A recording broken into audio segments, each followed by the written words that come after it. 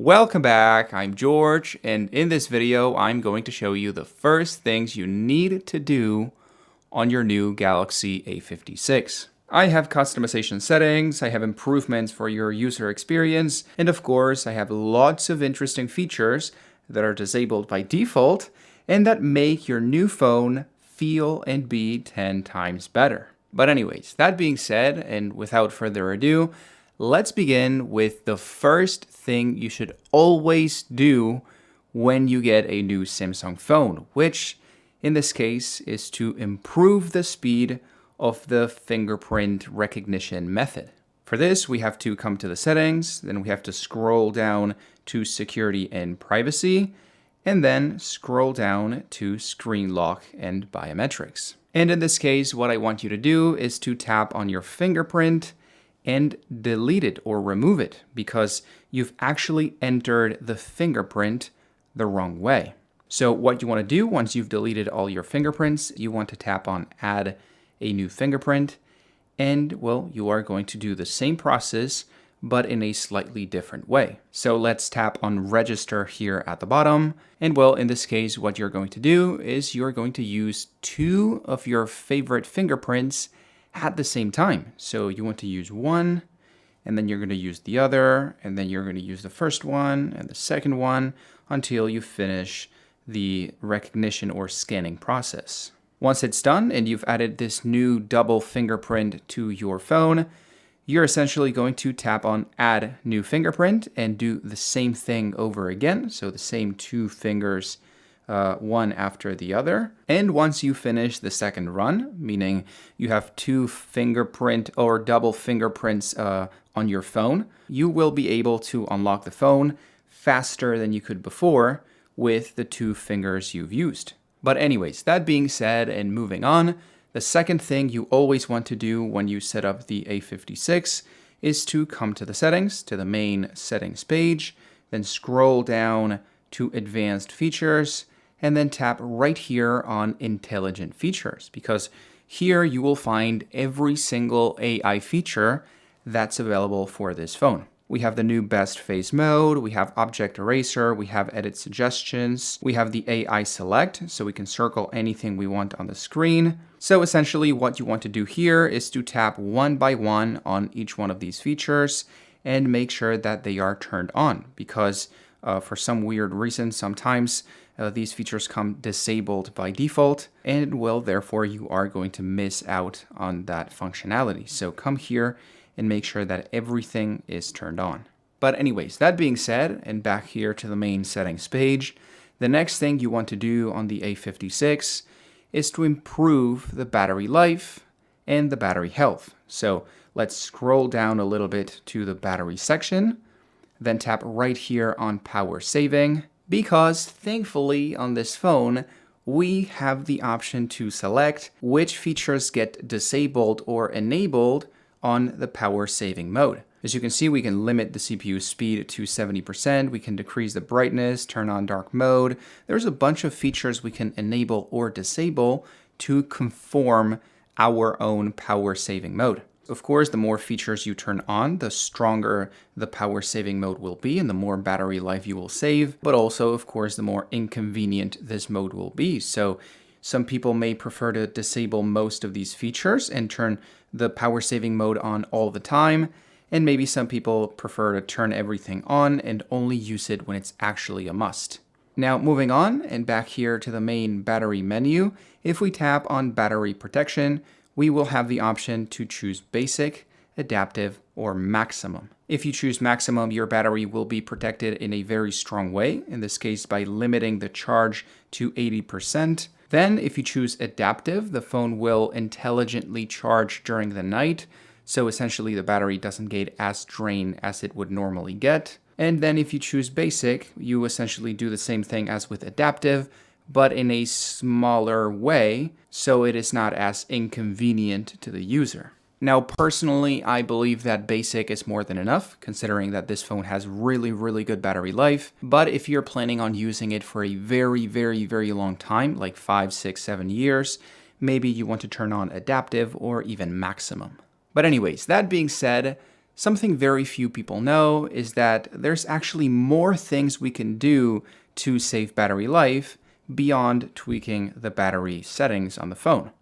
If we tap right here on notifications and we tap on app notifications, we will have a full list of all the apps that are sending or have the option to send notifications to our phone. And as you could probably expect, this drains battery life on the phone. So the more apps that are turned on, the more battery life you'll drain. So ideally, what you want to do is to come to the app notification menu and disable every single app that you don't really need to be sending notifications, like video games or apps you don't use. In this case, let's see, Chrome doesn't really need to send notifications, Clock doesn't need to send notifications, Facebook. In my case, I had already optimized it before, so there's not a lot to do, but I'm pretty sure in your case, you're going to see a lot of video games and a lot of stupid apps that are sending notifications, burning battery life for no reason. But anyways, I believe that will be more than enough for your battery life to be as good as it can possibly be. Moving on, I want to talk about motion and fluidity. I'm pretty sure if you've been using this phone, you've seen that it's pretty fast and pretty fluid, but there's actually ways we can make it feel and be a lot faster. So let's come back here to the main settings page, then scroll down right here to About Phone. Then you want to tap on Software Information, and then you want to tap, I think it's 8 times, on Build Number. As you can see, it is going to ask for my password. And once I enter the password, you'll see that there is a pop-up that gives you the option to allow developer settings. If you tap on OK and you come back here to the main settings page, you'll see that there's actually a new last menu called Developer Options. And well, this is a pretty long menu, mainly meant for developers to tinker with the phone settings, but there's actually some very interesting options right here. So let me try to find them. There it is. Here they are. Window animation scale, transition animation scale, and animator duration scale. These 3 settings are the options that determine the speed of the animations on the phone. If we tap on one of them, we'll see that there is the option to select the speed. By default, it is at 1x, but we can slow it down to 2x, 5x, or 10x, or we can speed it up by tapping on 0.5x, making the animation be twice as fast. And well, if we do this with the 3 different menus, window animation, transition animation, and animator duration scale, you'll see and notice that the phone feels a lot faster. Everything works and just flows a lot better than it did before. But my friends, if you want the A56 to feel even faster, there's also the option to tap on accessibility, then tap on vision enhancements, and then swipe down to reduce animations. And well, like the name suggests, if we turn this feature on, you'll see that there's no longer any animations on the phone. So everything instantaneously flows from one place to another, making the phone feel even faster than before. You can choose the default animation speed, you can choose the speedy animations, or you can choose no animations, whatever feels most comfortable to you. Now that being said, and before I continue, I actually want to send a message to you watching this video. If by any chance you would like to be a YouTube creator and you like tech, which is probably the case if you're watching this video, pay close attention because I'm building a project, a YouTube project, and I'm looking for talent or people in front of the camera on that project. So once again, if you would like to be a YouTube creator and you like tech, please send me an email to this address so we can talk about that project. Of course, in the case that you're interested. But anyways, that being said, let's now continue with the Galaxy A56. I believe the next thing you should always do with this phone is to customize the lock screen. To access the lock screen customization, you want to tap anywhere you want on the home screen. Then you want to tap on Wallpaper and Style. And then you want to tap right here on the lock screen icon. There it is. Once you're here, you'll see that we have options to customize the time and date. We have options to customize the widgets, and we can also customize the quick toggles right here at the bottom. So let's start right here with the time and date. As you can see, we can choose a different font. We can also change the size or girth, I don't think that's the right word, for the text. And we can, of course, change the color of the text. Although, that being said, I believe the best option here is to tap on Auto, because the phone is essentially going to create the best color tint that best matches the wallpaper on the back. And well, then if we tap on Style, we also have the option to change the time and date layout. So we have the default one right here.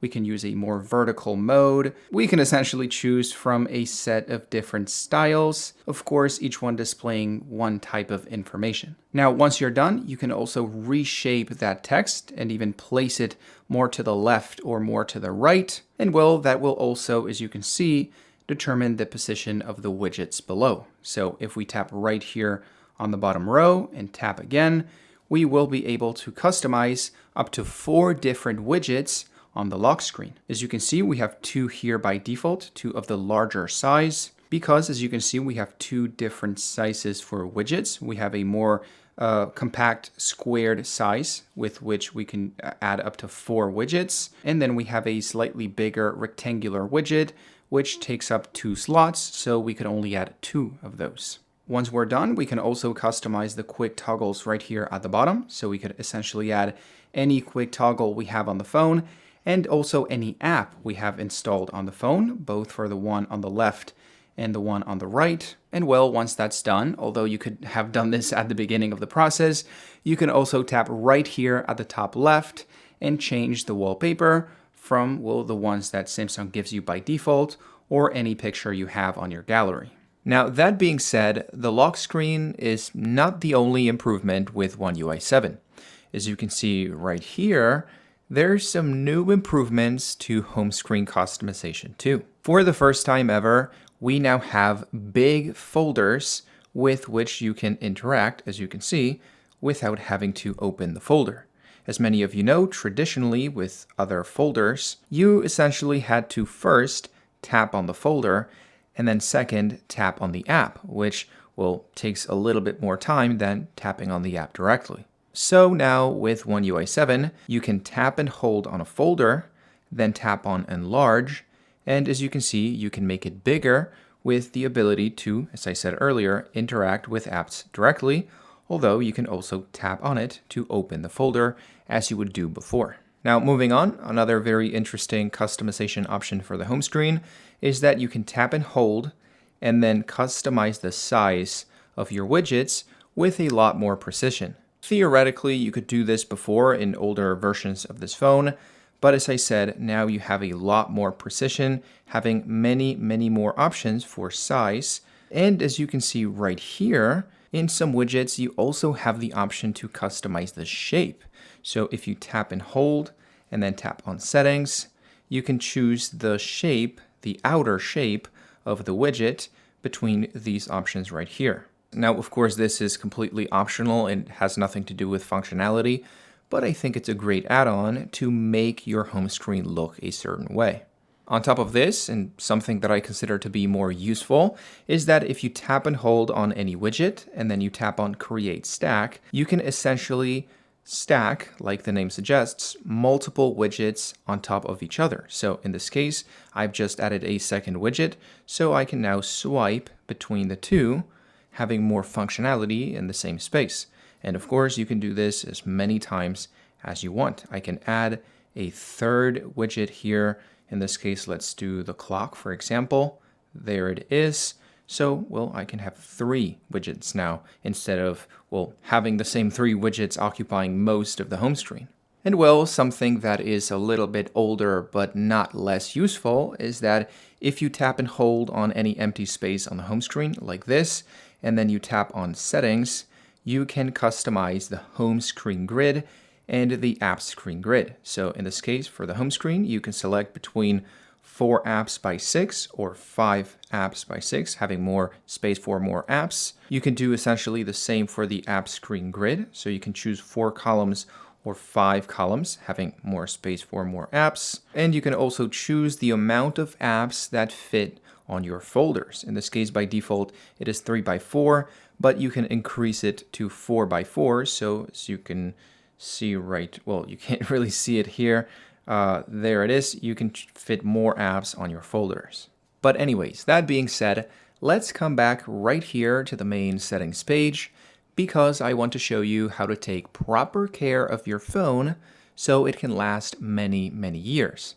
For this, we have to swipe down until we see device care right here, and then swipe down to tap on auto optimization, which, like the name suggests, is a mode that automatically optimizes the phone so it maintains its performance over time. To enable it, we have to tap on auto restart right here and then choose for the phone to either restart when needed, which is something I don't recommend because the phone is essentially going to restart automatically, or restart it on schedule. So you can choose the time and day for the phone to do this automatic restart. As you can see, I selected Wednesday at 5 a.m., mainly because I'm going to be sleeping, but you could choose any other day of the week and any other time of the day. Now, if we come here to the main device care settings, you'll see there is a quicker way to take care of your phone, which is to tap on Optimize Now. This is essentially going to optimize your RAM, your storage, your apps, and your processor. There it is. It's going to take like a couple seconds. So you can quickly optimize all the internal processes of the phone and make it work a little bit better. Now, this is something you can do here on the main menu, and it's going to apply to every internal aspect of the phone. But you can also tap here on memory and do essentially the same thing specifically for the RAM. So let's tap right here on clean now. And well, the phone is going to clean, I think it was 800 megabytes of RAM. So the phone runs a little bit better. Now also here on memory, there's the option for RAM Plus, which I always recommend you turn on, mainly because it is going to make your phone run a little bit better. The way it works is it's going to grab some storage from your internal memory, the SSD so to say, and it's going to use it as RAM. So instead of having 8 gigabytes of RAM on your phone, you are going to have, well, either 10 or 12 or 14 or even 16 gigabytes of RAM. Of course, as you can see, you have to restart the phone for this to apply because it's going to swap the utility of that memory and it needs to restart the phone. But in this case, it is for a very good benefit. Your phone is going to have up to double the RAM, and so it's going to have double the apps on storage. It's going to have the ability to run those apps faster. And well, to be fair, this is going to have a small impact in the lifespan of your SSD or the internal storage on the phone. But also, if you take proper care of the device, doing everything that I'm showing you in this video, it is not really going to be noticeable to you unless you're planning on using this phone for 10 years. But anyways, moving on, let's come back once again here to the main settings page.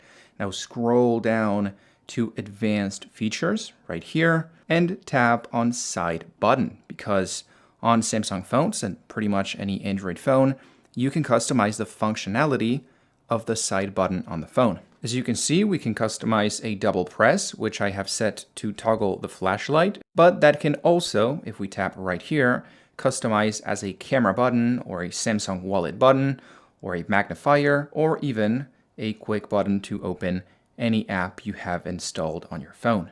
And well, as you can see, you can also customize a long press, which in this case you can set to toggle the Google Assistant, Bixby, which is the Samsung Assistant. I don't recommend you turn on Bixby, or to power off the phone, which I don't recommend you do because you can toggle the power off menu by tapping on the power button and the volume down button, as you can see.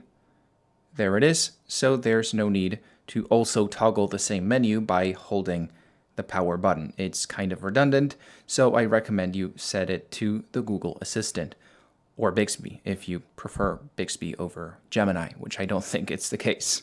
But anyways, back here in the advanced features menu, we also have the option for one-handed mode, which, as you can see in this little pop-up, well, you can't see it. I thought it was going to play a video. It essentially lets you bring everything on the screen down with a swipe down gesture on the bottom bar. So you can essentially use the phone more comfortably with one hand. Now also here on advanced features, if you tap on motions and gestures, you have the option to lift to wake, which essentially as you can see, is going to turn on the display by lifting up the phone. You also have the option to double tap to turn on the screen or turn it off. So if you double tap, you turn off the screen. You double tap, you turn it on. It's pretty straightforward. And you also have the option for palm to swipe, which is the most impressive out of all these features. But I cannot make it work. I've tried with all of my Samsung phones. I've tried many, many times. I think you're supposed to do this with your hand, but I just can't make any of my Samsung phones take a screen capture doing the gesture. I'm not really sure if it's me or if it's the phones, but theoretically, if you do this, you should be able to take a screen cap. So if you know the answer to my problem, if you know what's going on, please tell me in the comments. But anyways, let's move on back here to the home screen to talk about the interesting stuff. Now I'm going to show you all of the multitasking options you have on the A56. So first off, let's talk about the split screen mode, the most typical, for which you simply have to come to the multitasking mode, then tap on the app icon, and then tap on split screen view. There it is.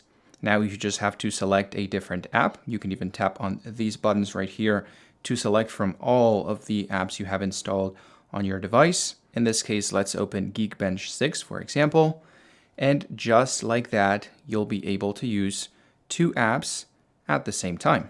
Now, of course, you can resize these two apps, so one takes more space than the other. And even if you tap on the middle bar right here, you can save these app combination on your home screen so you can access it later without having to have it turned on and set up in your multitasking menu. So as you can see right here, I can delete it from the multitasking menu, and then I can just turn it on again like this because I had it saved on my home screen. Now, next up, and back here in the app menu, if you tap on another app's icon and then you tap on pop-up view, you'll be able, as you can see, to create a resizable window to launch and use your apps. Now, the cool thing about this is that you can quickly tuck it away. There it is. So you can theoretically be using another app like the calculator and then quickly turn on the other app, do something else, and then tuck it away like this. There's even the option to put this tucked away icon anywhere you want so it doesn't bother you. And if I'm not mistaken, I think you can do this with more apps. So let's try with this app too. Let's create a pop-up. There it is. Let's tuck it away. And as you can see, now you can use one app and then select from these other two apps to quickly use them and tuck them away again. But anyways, that being said, let's come back here once again to the main settings page. Then scroll down and tap on the display settings because there is a lot we can customize on the A56. Of course, we get the typical settings for light mode and dark mode. We can choose for manual brightness or adaptive brightness. We can also select different levels of motion smoothness because this phone goes up to 120 Hertz. So you can save a little bit more battery life by running the phone at 60, or you can run a smoother experience at 120 Hertz, but also with a little bit less battery life. My advice here is that you try both and see if you can notice the difference between 60 and 120. And well, if you don't, you should choose 60 Hertz. And if you do, ideally you want to choose 120 Hertz for the optimal user experience. Now also here on the display menu, we have the option to turn on the Eye Comfort Shield, which is very, very useful. It essentially blocks all of the blue lights on the phone, making it very, very comfortable to use at night. And well, for those of you who have trouble falling asleep, this may actually be the reason. The blue lights on your phone make your brain think it's daytime, and therefore it's not going to fall asleep. So this can help with that. Now, a little bit below, we also have the option to choose between natural screen mode, which is similar to what you can see on an iPhone, so to say, and vivid screen mode, which is the traditional color palette we've had on Samsung phones for, well, forever. A little bit below, we have the typical options for font size and style. We have options for screen zoom. We can also choose the screen timeout, which I suggest you set at 10 minutes, mainly so your display is not automatically turning off all the time when you look away for 3 seconds. And of course, you also have the option to turn on the Edge panel, which For those of you who don't know, is this little bar right here, which you can, by the way, place anywhere you want on the phone. That essentially gives you access to your most used apps. Back here to the main display settings, you also have the option to change your navigation bar, because I think by default you have buttons to go back, to go home, and to access the multi-app menu. But you can also select swiping gestures, which is what I recommend for most people. You essentially have to swipe from the left to go back, swipe from the bottom to go home, and then swipe and hold to access the app menu. Now, that being said, those were all of the customization settings that I wanted to show you on this phone. Now I want to show you a bonus feature that most people don't know is on their Samsung phone, and that will make your user experience a lot better.